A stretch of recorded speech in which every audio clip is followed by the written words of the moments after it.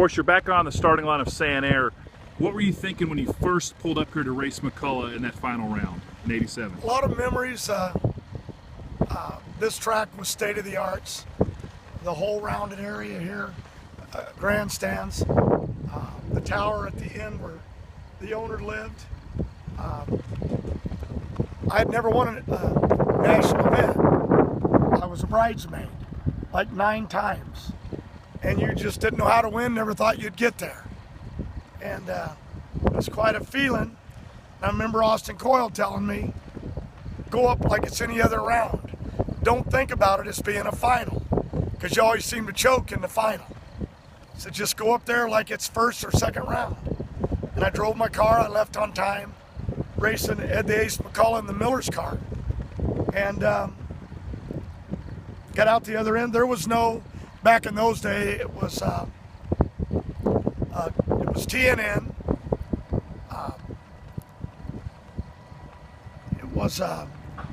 They didn't come into Canada. Right. And so there was nobody when you won and you got out of your car and you towed back. I always joked there was 3 drunk Canadians standing there yelling up and down.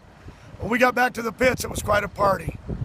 It was just a moment of gut ache, the fear of heartbreak of losing again, the fear that I'd never win, and it was paying your bills, basically.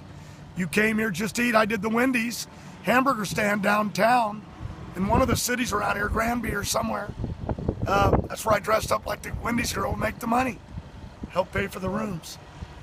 But it was an emotional, you were up a guy, Ed the Ace McCullough. He had won Indy at that time, probably at least once. Right. And you knew it was a guy that knew the drill, knew how to win, and like I am today. And yet, anybody can win. It doesn't matter how much experience or how new. But it was just a feeling of being with my team, the people that I loved.